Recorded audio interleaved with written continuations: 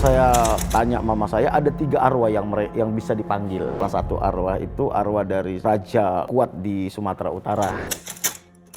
Di rumah itu tidak pernah terjadi keharmonisan, sehingga saya bertumbuh menjadi anak yang memberontak. Dan itu pun dialami adik-adik saya. 2 adik saya masuk penjara. Bahkan di Jombang itu saya pernah hampir dibunuh orang.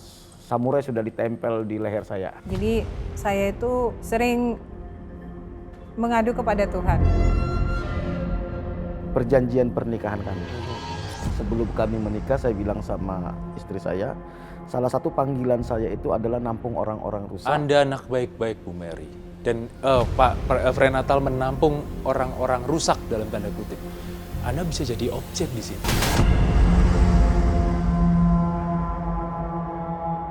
Selamat datang di Kata Hati, biarkan hati yang berkata. Hari ini Kata Hatinya adalah edisi spesial karena kita sudah menerapkan prokes secara ketat. Kita juga sudah divaksin dan kita sudah melakukan semuanya dengan terbaik untuk protokol kesehatan. Jadi Kata Hatinya spesial karena kita lepaskan semuanya supaya mendapatkan audio dan visual lebih baik untuk para penggemar Kata Hati dan sahabat Kata Hati yang ada di rumah. Yohanes Albertus di sini bersama dengan Bapak Frenatal dan Ibu Mary. Apa kabar? Kita gini dulu nih, fist bump dulu. Yes. Salam sehat. Salam sehat. Karena sehat itu adalah lebih mahal sekarang daripada hal-hal yang lain yang ada di muka bumi. Tapi ngomong-ngomong soal sehat, apakah saya ini sehat ya Pak ya? Kalau saya ini kadang-kadang suka sekali menantang kayak hal-hal supranatural. Saya ini kayak nggak percaya, sehingga kadang-kadang saya ini kayak semacam menguji nyali sebenarnya supranatural itu ada nggak sih Pak? Seharusnya kalau kita percaya ada Tuhan dan ada setan, seharusnya kita percaya ada hal-hal yang supranatural. Yes. Itu. Tapi realnya ada? Seharusnya ada. Oke. Seharusnya ada. Anda bisa lihat? Saya sendiri tidak melihat, tapi saya alami dalam keluarga saya. Ini maksudnya gimana nih? Gini, secara pribadi saya bisa mengalami karena mama saya itu dulu terlibat di sana. Semacam paranormal. Iya, mama saya, nenek saya, nenek dari nenek saya, nenek dari mama saya. Oke. Jadi 3 generasi itu dengan mata kepala saya menyaksikan bagaimana mereka bisa memanggil arwah, bisa menyembuhkan orang sakit. Kalau bisa menyembuhkan orang sakit hanya dengan segelas air putih. yang biasa kita lihat di film-film, Iya. dikasih mantra-mantra diminumkan, Betul. dan itu sembuh Pak. Sembuh. Terus kalau ada orang kehilangan barang, datang ke rumah, tanya mama saya, biasanya mereka bisa tahu. Itu. Dan Anda akrab dengan hal-hal seperti itu? Dari kecil saya akrab sampai saya remaja. Manifestasinya seperti apa sih Pak untuk kedatangannya? Apakah bentuknya itu seperti ini, atau mungkin ada melalui getaran, aroma, melalui merinding di bulu kuduk, atau apa gitu? Biasanya kalau praktek itu sedang dilakukan, mama saya itu membuat seperti sebuah model sesajen mungkinnya kalau di sini. Ya. Terus memanggil arwah itu sehingga arwah itu masuk ke dalam tubuh mama saya. Oh, mama sebagai medium berarti? Iya, sehingga intonasi suara mama saya berubah. Kalau saya tanya mama saya, ada 3 arwah yang bisa dipanggil. Ada 3 arwah. 3. Salah satu arwah itu arwah dari Raja Kuat di Sumatera Utara. Oh, Pak Frenatal berasal dari Sumatera Utara. Medan, daerah Medan sekitar Iya. itu ya? Memang benar mereka bisa mengetahui masa lalu berarti ya? Bisa. Tapi nggak bisa menerobos masa depan? Kalau mama saya waktu saya kelas 5 SD, saya pernah diprediksi, kalau saya bilang dinubuatin lah kalau zaman sekarang. Iya. Dan apa yang dia sampaikan sekarang terjadi. Oh.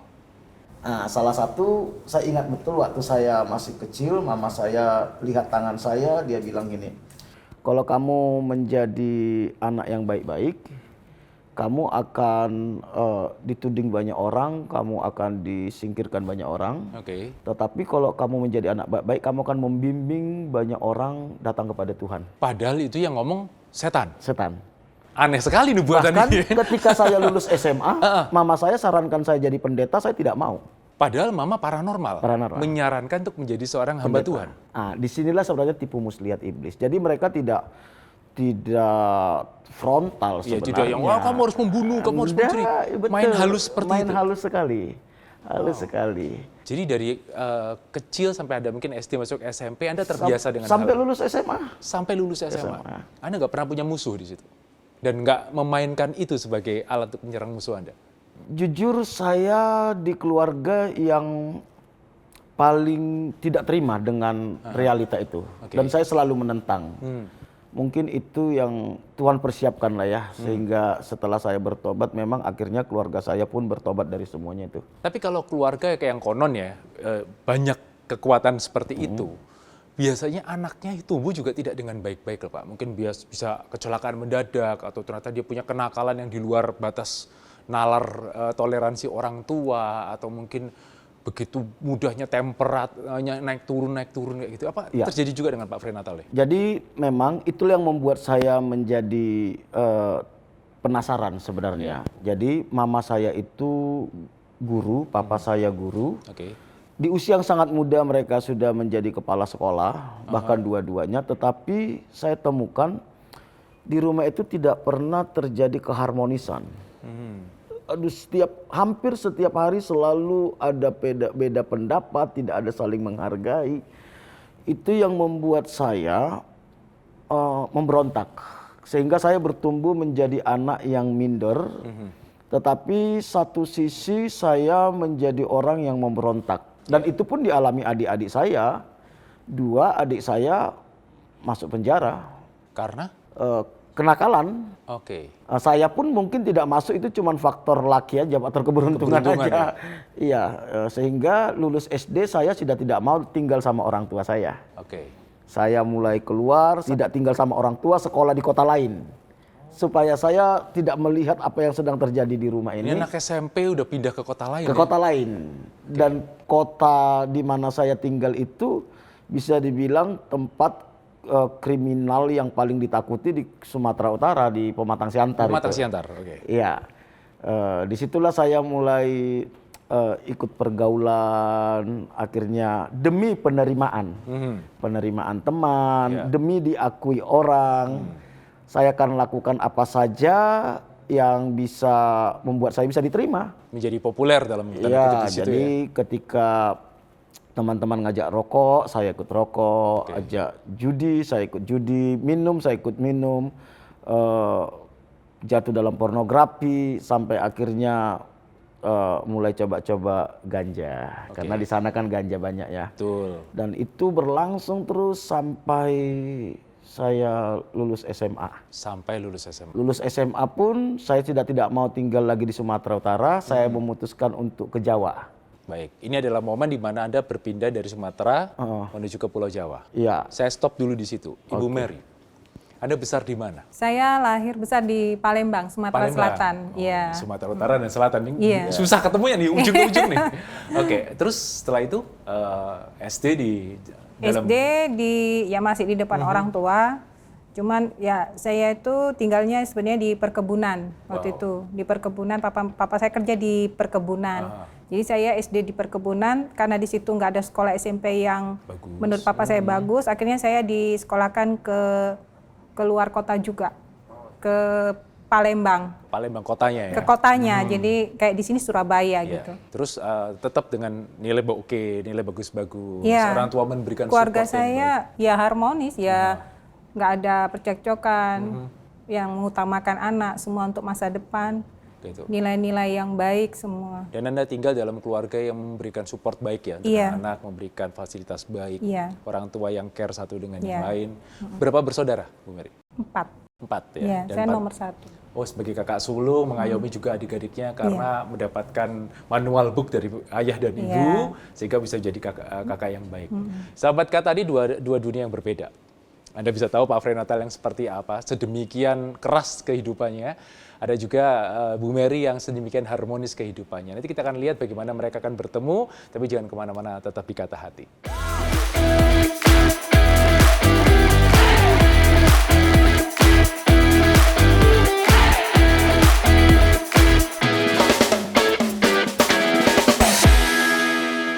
Kembali Kembali di Kata Hati, biarkan hati yang berkata. Seandainya sahabat Kata Hati mendapatkan bahwa video ini mendapatkan banyak sekali manfaat buat Anda boleh sharekan ke sosial media Anda masing-masing. Dan siapa tahu sharing Anda itu walaupun sekedar cuma meng-share saja, itu bisa menghasilkan dampak dan efektivitas yang tinggi ketika ada orang lain yang juga ingin terinspirasi dengan video-video kami.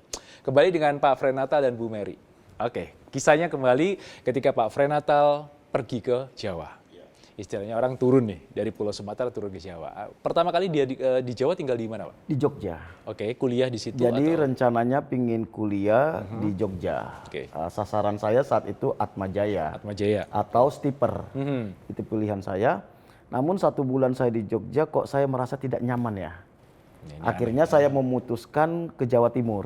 Oke. Saya ke Jawa Timur dan di Jawa Timur pun saya nggak sampai Surabaya.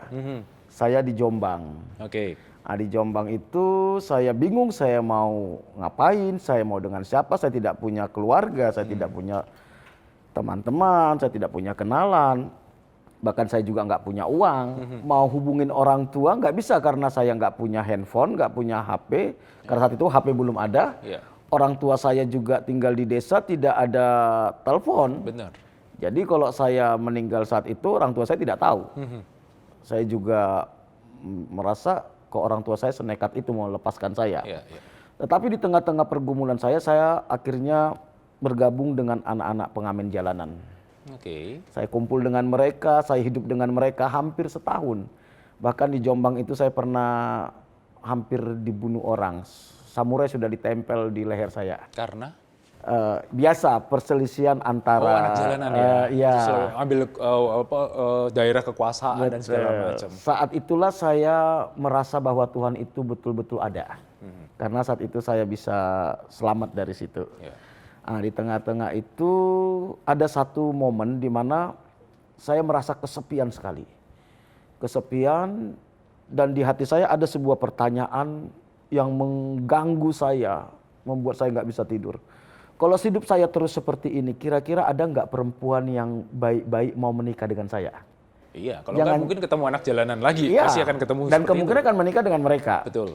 Yang kedua, kalau saya terus seperti ini, kira-kira anak saya suatu saat bangga nggak punya papa seperti saya? Oh, ini sudah cari istri, cari keturunan berarti ya.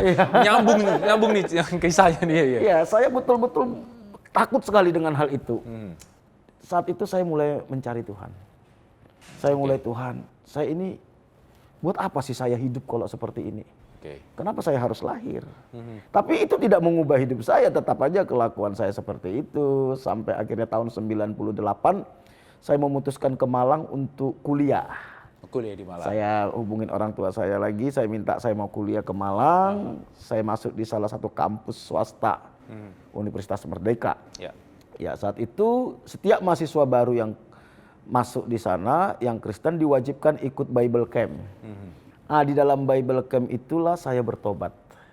Wow. Saya bertobat, saya dilawat Tuhan. Ada sesuatu yang mengubah hidup saya. Memang sebenarnya hati saya sudah rindu, ingin berubah. Tiba-tiba ada kerinduan ketika di Jombang itu ada sesuatu yang hilang dalam diri. Iya, tetapi saya tidak tahu bagaimana caranya untuk berubah. Saya tidak tahu bagaimana untuk mengubah hidup saya. Saya tahu itu anugerah. Ya. Ketika pulang dari Bible Camp itu, di dalam Bible Camp itu kami masih bawa ganja, kami masih bawa rokok, kami masih bawa minuman. Betul, saya sudah pernah mengalami hal yang sama. Ya. Tetapi di hari malam ketiga ada KKR yang dipimpin oleh Bapak Ponsius Takaliwang dari I3. Saat itu saya merasa saya dilawat Tuhan, saya nangis, saya bilang saya mau bertobat. Pulang dari Bible Camp, saya minta kembali rokok saya dari panitia karena saat itu rokok saya ditahan. Ditahan, betul. Tetapi yang anehnya ketika saya coba isap rokok saya, tiba-tiba saya mau muntah. Kayak jadi benda asing dalam mulut. Iya, tiba-tiba itu sesuatu yang menjijikkan bagi saya. Pulang saya ke kos, saya coba minum minuman keras, saya mau muntah. Nggak nyaman, nggak nikmat lagi. Saya coba tonton film porno, tiba-tiba perut saya mual. Kok jijik ya? Dan sejak saat itu, hari-hari saya itu ada kerinduan untuk baca Alkitab, untuk ikut persekutuan, senang doa. Dan setiap saya ingat keluarga saya doakan sampai saya nangis buat mereka. Ada rasa kasihan yang teramat sangat terhadap keluarga. Tanpa sadar itu berlangsung hampir setengah tahun. Kok saya sudah lama nggak ngerokok ya? Seolah-olah Tuhan lupakan itu semua. Hidup saya cuma dihabiskan untuk doa, merenungkan firman, persekutuan, kuliah, pelayanan. Berputar-putar di situ. Sampai itu menjadi kebiasaan. Saya langsung teringat sebuah lagu yang ku telah mati dan tinggalkan cara hidupku yang lama, itu memang ternyata ada ya. Ada. Sehingga orang berkata, aku mau berhenti merokok, tapi nggak bisa. Tapi kalau memang sudah manusia lamanya mati Betul. dan menjadi manusia baru, Itu jadi menjijikkan berhenti dengan sendirinya. sendirinya. Itu anugerah. Iya benar. Anugerah. Dan sejak saat itu hidup saya habiskan hanya untuk melayani Tuhan. Oke. Jadi kuliah melayani. Kuliah melayani. Dan Anda tidak bekerja di tengah kuliah itu ya? Enggak. Dan hobi pun semua saya tinggalkan. Oke. Saya rela tinggalkan hobi-hobi saya yang menurut saya tidak membangun kerohanian saya. Itu. Jadi sampai akhirnya saya lulus kuliah, saya sempat kerja 1,5 tahun dan saya disekolahkan oleh pendeta saya ngambil S2 teologi di Bandung. Wow. Lulus dari Waktu situ. di kampus pertama, sarjananya adalah? Ekonomi. Oh, pakai SE, terus setelah itu S2-nya diambilkan ke Bandung ya? Iya, ke teologi di Bandung. Lulus dari S2 teologi, saya diminta merintis gereja di Tulungagung. Oke, kita cut di situ dulu. Oke. Bu Mary, bagaimana Anda bisa bertemu dengan Pak Frenatal ini? Kami ketemunya di Menara Doa Kota. Oke. Iya. Anak baik-baik bener ya? Saya maksudnya. Iya.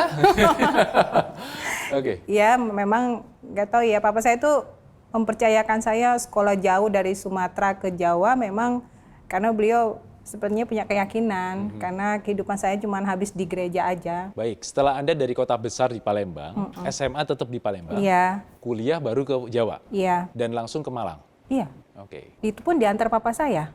Sisi Bapak sebagai seorang pria sejati itu ada ya? Iya. Anaknya pertama perempuan, Perempuan, dilepas tapi tetap didampingi. iya. Oke. Diantar dicariin kos. Iya.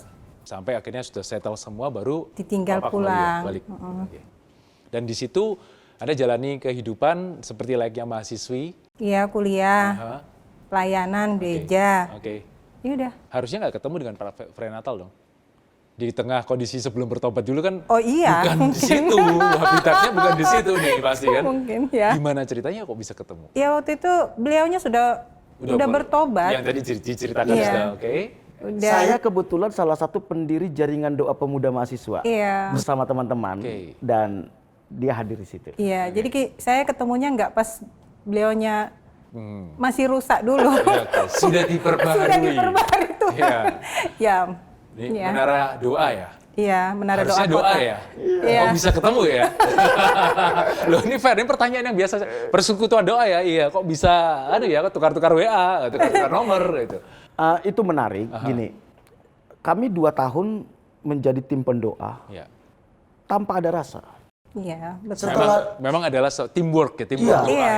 ya. Setelah 2 tahun tiba-tiba di hati saya Tuhan bilang gini, ini calon istrimu. Wow. Dan itu saya tidak langsung saya ngomong. Saya doa 2 tahun. Tapi saya tidak pernah cari perhatian sama dia, saya tidak pernah peduli, yang penting saya doakan. Setelah hati saya yakin ini waktunya, saya bilang, tolong doakan, siapa tahu ini dari Tuhan, kayaknya kamu istriku deh. Dan tanggapan Anda? Pada saat itu saya juga berdoa, Pak. Langsung, sebentar. Saya counter dulu nih. Iya. Doa dulu nih. Saya juga berdoa Iya. saat itu, nggak langsung saya jawab juga. Saya berdoa. Memang pada saat sebelum dibilang gitu juga saya sudah bergumul untuk pasangan hidup. Oke. Cuman pada saat itu orangnya siapa saya nggak tahu. Jadi waktu kita sama-sama di Menara Doa itu ya kita tetap berdoa untuk pasangan hidup. Tapi pada saat itu kita belum tahu gitu. Tapi saya itu menetapkan dalam hati saya itu beberapa kriteria. Oke, kita bahas sekarang. Apakah Pak Frenatal ada di kriteria-kriteria Anda? Ya karena itu makanya saya jawab iya. Oke, boleh dibongkar nggak? Apa nih kriteria? Ya, Mungkin jadi- buat sahabat kata hati yang mungkin masih single, ini bisa dijadikan contoh Iya, ya, bahwa ketika boleh. ada sebuah konfirmasi, Bu Mary tidak langsung mengiyakan, tapi Iya. melakukan rekonfirmasi terlebih dahulu untuk melihat ini nubuat atau lu buat. Iya betul. kan? Iya, iya. Oke, apa yang menjadi kriteria waktu itu? Iya pada saat itu saya Saya menetapkan kriteria Tuhan. Saya itu yakin bahwa saya itu dipanggil Tuhan untuk melayani Tuhan. Dan saya yakin visi untuk melayani itu Tuhan sedang taruhkan di dalam pasangan hidup saya. Apa visinya saya nggak tahu. Nanti pasangan itu datang, saya akan mengerjakannya bersama dia. Wow. Nah, kemudian saya berdoa. Saya pengen Tuhan, orang itu pertama dia itu seorang yang visioner. Oke. Jadi dia bisa Pandang melihat ke depan visi ya. ke depan. Oke. Pandangannya itu 7, 5, 6 berapa langkah. Ya. Yang kedua, dia good decision maker. Jadi Oke. seorang yang bisa mengambil keputusan yang bagus, Tepat. Seorang leader ya, Seorang gitu. leader. Saya Betul. tuh butuh seorang leader. Yang ketiga, dia itu smart.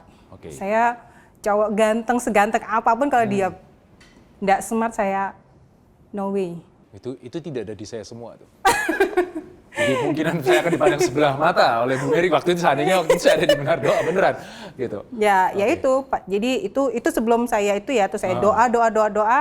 Terus pas Leonya bilang, saya berdoa lagi di hadapan Rekonfirmasi lagi. itu tadi Iya, ya. saya doa lagi sama Tuhan. Ini gimana Tuhan? Ya, terus akhirnya beberapa waktu, ya akhirnya Tuhan bilang, ya, Oke. ya jalano katanya gitu. Aku pasti akan menyertai.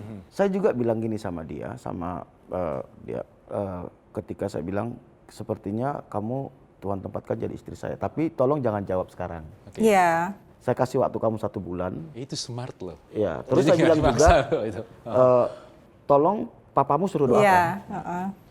Ketiga, tolong pendetamu suruh doakan. Iya. Oke. Kalau dari antara ketiga hal ini ada satu aja tidak setuju, kamu berhak menolak saya. Iya. Tapi kalau tiga-tiganya setuju, kamu nggak punya alasan menolak saya. Oke. Ternyata saya tanya dia, kamu gimana? Dia bilang, saya kayaknya dapat ini, ya. Terus papamu? Papa saya juga nggak keberatan. Terus pendetamu? Karena kami beda gereja. Oke. Pendetamu, itu pendetaku belum jawab. Akhirnya saya datangi pendetanya. Anda datangi Saya pendetanya? datangi pendetanya. Saya tanya, Wow. Mary sudah cerita tentang pergumulan kami. Kalau saya panggil abang kan, Iya. kalau abang bilang kami jalan. Kalau enggak saya tinggalkan dia, saya bilang. Saat itu istri saya ini menjadi salah satu orang terpenting di gerejanya. Dia bilang, saya sejahtera, kalian jalan saja. Ya. Terus kalau saya bawa dia ke gereja saya gimana? Ya demi panggilan nggak apa-apa katanya. Iya. Gitu. Ini pendeta ketemu pendekar nih. Didatengin loh. Bang. Manggilnya kayak Sumatera Utara. Bang. Wah, dompet tiba.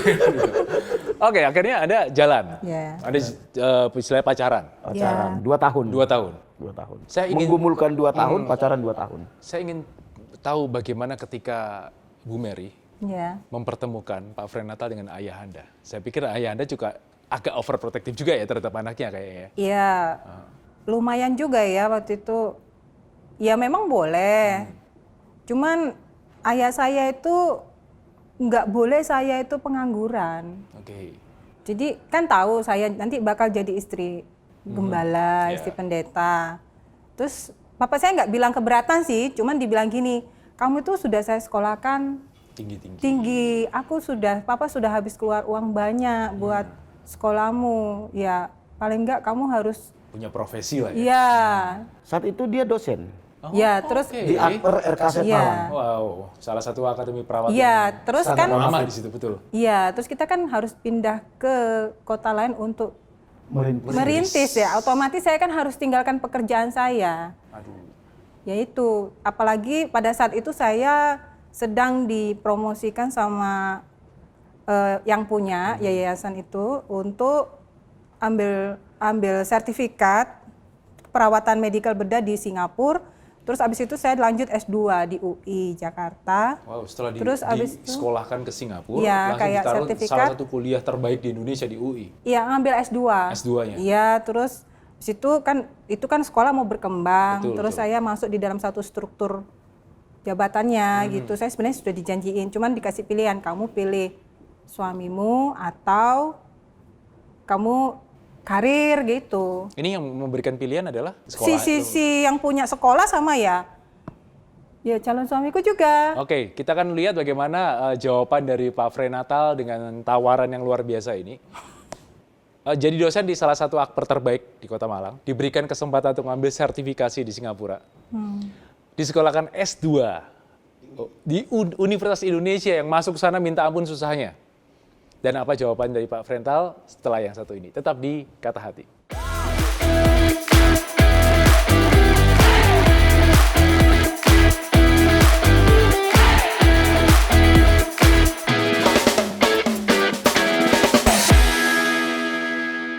Sahabat Kata Hati, banyak orang juga mengatakan bahwa kesempatan itu tidak datang 2 kali. Jadi manfaatkan kesempatan itu seoptimal, bahkan bahasanya semaksimal mungkin. Kita sekarang bergeser lagi ke Bu Mary. Ya. Coba kita visualisasikan ya, kejadian di mana Bu Mary mendapatkan kesempatan atau tawaran yang benar-benar golden opportunity.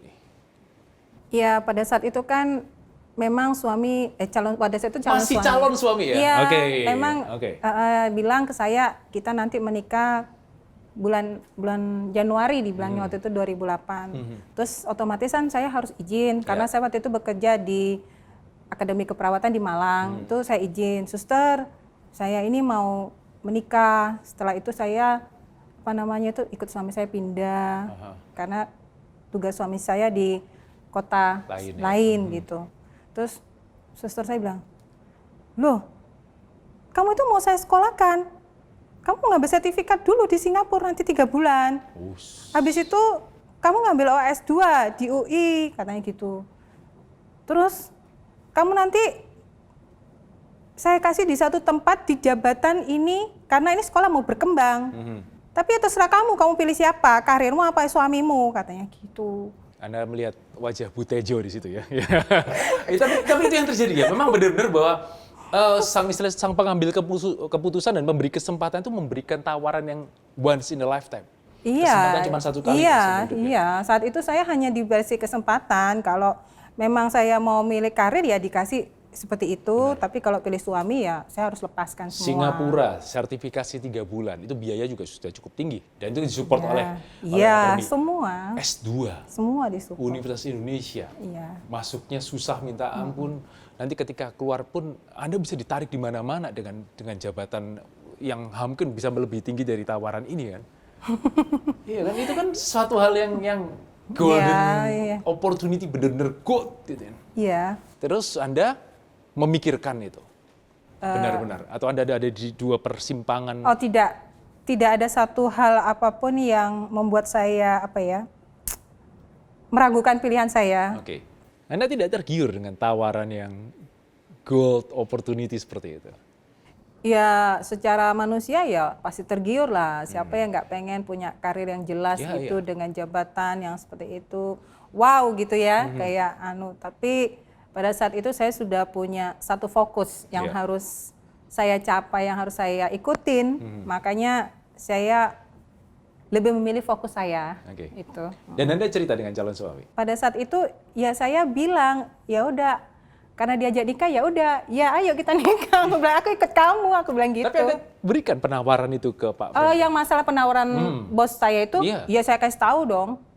Anda tahu itu ya penawarannya? Terus ketika ditawarkan misalnya, manggilnya apa dulu? Abang. Bang, saya dapat penawaran nih, sekolah di Singapura, setelah itu dilanjutkan S2 di Universitas Indonesia, dan saya itu pulang, saya akan menjabat di suatu jabatan dengan strata tertinggi. Jawaban Abang gimana nih? Ya, jadi gini, saat itu memang saya sudah mulai merintis gereja di Tulung Agung. Walaupun saat itu belum punya jemaat, masih penjajakan. Tetapi ketika kami memutuskan untuk pacaran, jadi setelah saya datangi pendetanya, saya dudukkan lagi dia, istri saya sekarang, saya tanya sama dia, berapa persen kamu yakin kalau saya ini calon suamimu dari Tuhan? Kalau kamu cuma yakin 99%, dari sekarang kita bubar. Tetapi kalau kamu yakin 100%, ayo kita pacaran, goalnya pernikahan. Jadi saya tidak mau mencoba-coba karena saya tidak mau melukai kamu nanti di tengah jalan putus, saya bilang. Makanya ketika ada penawaran itu, saya juga bilang sama dia, terserah kamu mau pilih saya atau mau pilih karirmu. Kalau kamu memutuskan untuk menikah dengan saya, tinggalkan pekerjaanmu. Wow. Ikut saya ke Tulung Agung, dan kamu nanti di sana mau bekerja, itu urusannya Tuhan. Tapi saya sudah yakin memang bahwa satu saat istri saya ini akan jadi pegawai negeri. Tuhan sudah kasih impresi kepada saya bahwa dia pasti jadi pegawai negeri. Makanya saya berani bilang kamu keluar. Wow, Anda yang menyuruh itu keluar? Iya. Itu keputusan egois loh Pak? Iya, memang. Dan Anda nggak tahu ke depan akan seperti apa, masa depan seperti apa, Anda memotong sebuah kesempatan emas dari Bu Mary. Di tengah jalan Anda potong, udah kita keluar. Dan Anda masih merintis sebuah gereja yang Belum jelas. Tidak ada jemaat. Saat itu calon mertua saya tanya, gerejanya apa? Saya bilang gereja MDC. Jemaatnya sudah berapa? Belum punya jemaat.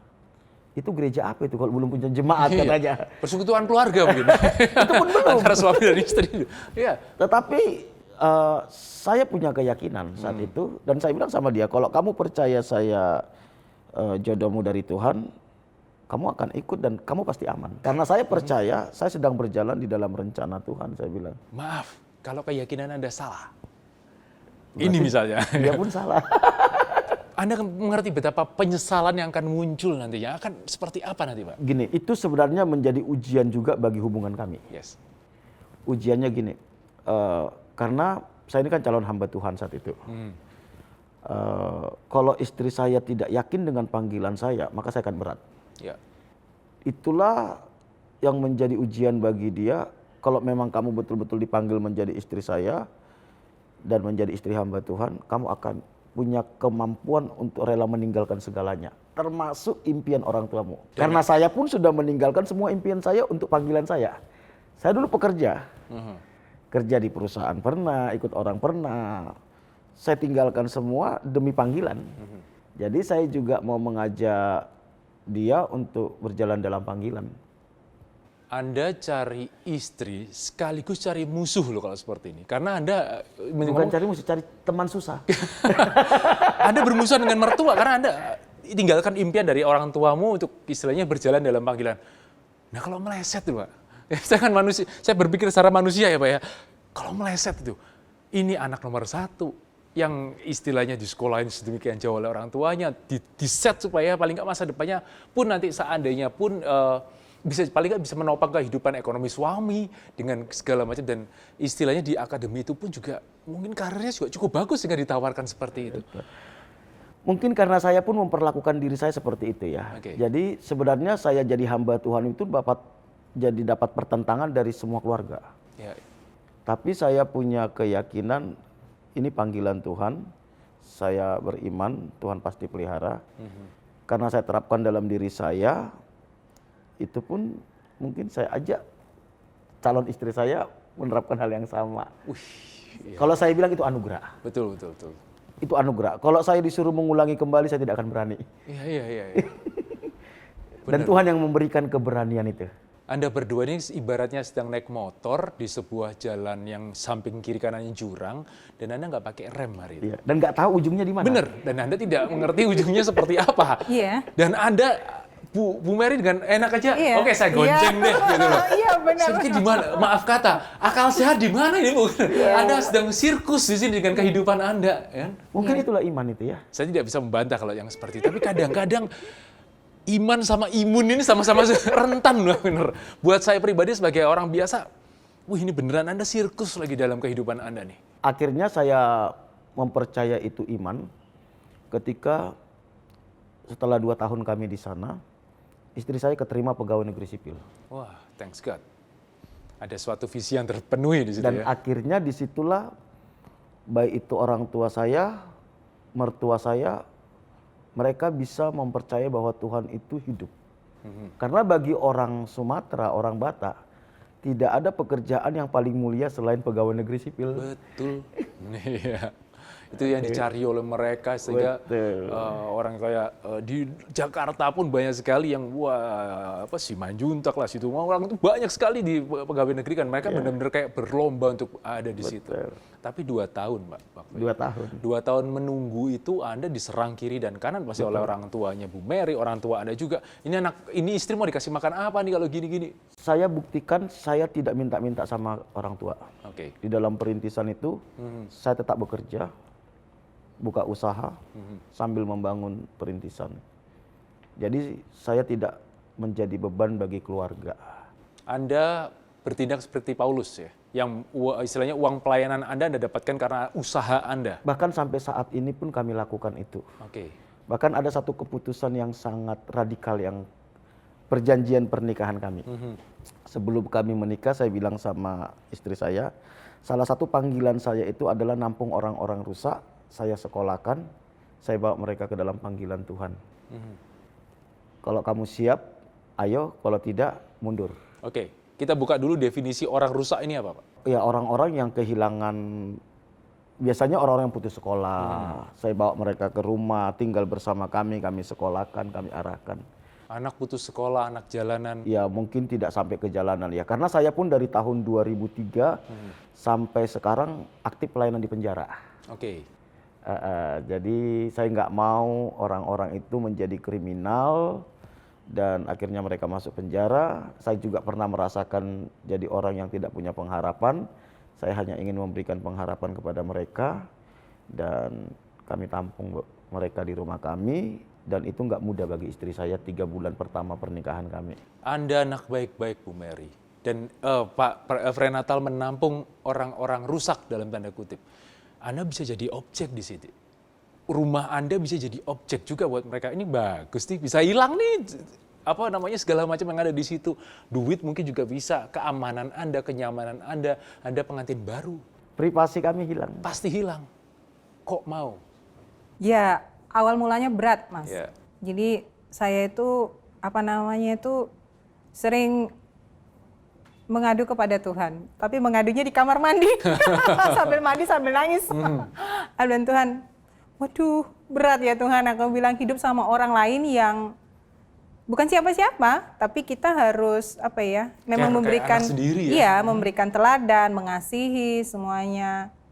Kadang-kadang ya pernah berontak juga, tapi itu tadi balik ke fokus.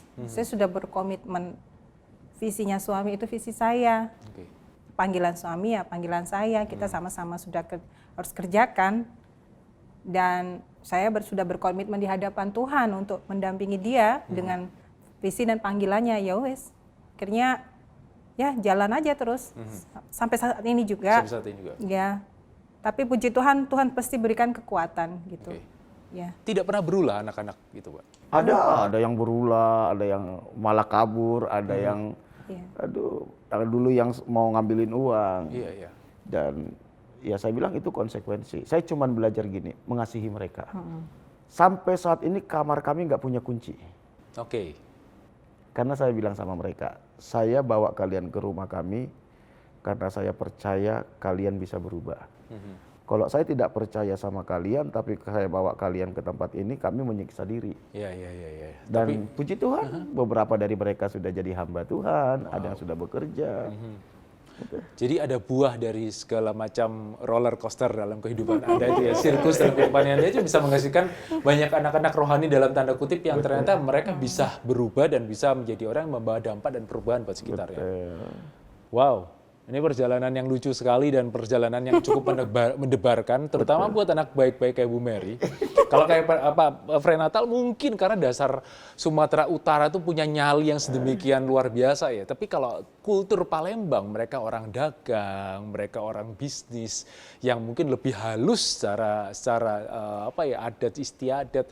Ini ngikutin Pak Frenatal ini kayak Anda ngikutin itu tadi. Tapi istri saya walaupun di Palembang, dia Batak. Oke. Saya orang Batak tapi lahir besar di Palembang. Ya cuman ya itu, saya kan keluarga saya. Iya, sudah kena kultur yang sedemikian dagang, bisnis. Di sana kan memang kotanya seperti itu karakternya. Ini menarik dan yang pasti kita sampai pada sebuah konklusi. Mungkin saya tanya dari Bu Mary terlebih dahulu, bagaimana caranya Anda bisa memberikan sebuah konklusi dari percakapan kita seputar bagaimana berserah. Karena saya lihat Anda kuat sekali untuk berserah dan Anda itu bisa merelakan hal-hal yang sedemikian baiknya untuk Anda, istilahnya Anda hempaskan, Anda buang demi untuk fokus pada satu tujuan. Gimana ini untuk sebuah cara untuk bisa berserah total seperti Anda? Ya hanya dekat sama Tuhan aja. Ya nggak ada cara lain, dekat sama Tuhan aja. Saya dari dulu ada apa-apa itu ngadu sama Tuhan, doa. Ya doa tuh nggak hanya di kamar, tapi dalam aktivitas atau apa-apa itu saya komunikasi sama Tuhan. Kalau ada pilihan apa-apa itu saya tanya sama Tuhan, ini benar apa enggak? Dan apa ya, miliki kerendahan hati atau maksudnya terbuka gitu loh. Terbuka dan pikiran ini apa? Connect sama Tuhan gitu. Gitu aja. Nggak ada cara yang macam-macam lah. Ya firman Tuhan itu sudah makanan hari-hari, harus nggak ada lagi cara lain. Cuman itu aja. Kalau di luar itu ya itu akhirnya main jelek sana, main jelek sana. Tapi puji Tuhan saya dari Sumatera, jauh dari orang tua, sampai saat ini saya itu tidak pernah namanya mengalami tanda kutip kesialan. Artinya Tuhan itu selalu melindungi, menjagai, walaupun sepertinya kayak jungkir balik roller coaster, saya itu tidak pernah sial. Maksud saya gini, saya tinggalkan karir saya, kenyamanan yang Anda ya, punya ya. dipikir orang kan bodoh, Ya. orang ini bodoh. Tapi saya pikir ya wes lah. Sekalipun orang tua saya tadi juga kan, kamu itu sudah mahal-mahal kok tak sekolah kan, kamu belum kasih apa-apa sama saya, sama papa, kamu sudah nikah katanya gitu. Itu di pesta pernikahan saya disebutkan. Pada saatnya. Iya, itu air mata saya, aduh. Tapi saya bilang, Tuhan, saya percaya suatu saat orang tua akan tahu gitu. Sampai akhirnya itu, keterima pegawai negeri itu, Tuhan kasih kita berkat, akhirnya kita juga bisa memberkati orang tua dan sampai mereka akhirnya berkata, benarlah kalian itu hamba Tuhan. Akhirnya menjadi aja. saksi hidup Akhirnya, ya, istilahnya ya. menjadi Bahwa kebaikan kesaksian. itu ada. Iya. Oke. Pak Frenatal, sekarang kita minta tips untuk dari Pak Frenatal untuk memberikan bagaimana bisa tetap beriman pada visi dan misi yang mungkin masih belum jelas. Tapi Anda gila-gilaan punya iman setebal baja itu untuk tetap berjalan padahal Anda belum tahu di depan ada apa nih. Gini, mungkin karena saya merasa saya kurang dapat kasih sayang yang saya inginkan dari orang tua. Dan kasih sayang yang sempurna itu saya dapatkan ketika saya berhubungan dengan Tuhan. Jadi saya betul-betul merasakan bahwa tidak ada pribadi di dunia ini yang memperdulikan saya melebihi Tuhan. Dengan perjalanan hidup saya yang begitu panjang, saya lihat Tuhan terus pimpin saya, Tuhan pelihara saya. Saya tetap mempercayai bahwa Tuhan itu mengasihi saya. Roma 8:28 itu sangat menguatkan saya. Allah turut bekerja di dalam segala sesuatu untuk mendatangkan kebaikan bagi mereka yang mengasihi Dia, yaitu mereka yang terpanggil sesuai dengan rencana Tuhan. Yang kedua, saya percaya bahwa hidup saya ini milik Tuhan. Ketika Tuhan sudah menebus saya, berarti saya sudah tidak punya hak lagi atas diri saya. Satu-satunya yang punya hak atas hidup saya itu cuma Tuhan. Jadi kalau saya yakin bahwa Tuhan yang suruh saya lakukan itu, apapun harganya saya lakukan. Jadi di situ menyadari bahwa sebenarnya hidup saya ini bukan milik saya lagi, milik Tuhan. Dia yang berhak atas hidup kita. Jadi dia bebas melakukan apa saja dalam hidup saya, dan dia bebas meminta apa saja dari kita. Dan kita harus relakan itu. Yes. Pak Frenatal, terima kasih. Bu Mary, terima kasih buat ceritanya. Sama-sama. Semoga sahabat Kata Hati bisa mengambil hal-hal baik di segala macam percakapan kita. Dan semoga kalau misalnya suka, silakan subscribe. Nah, kita punya subscribe di sini, bisa juga di like, bisa di komen. Tapi bagaimana ini bisa menjadi berkat dengan cara Anda men-sharingkan saja pencet share, sharekan ke WA, ke segala macam sosial media Anda, dan semoga Kata Hati ini bisa jadi sebuah hal yang luar biasa. Kita tutup Kata Hati, Yohanes Albertus, Bapak Prenatal, Ibu Mary mengucapkan terima kasih. Kata Hati, biarkan hati yang berkata.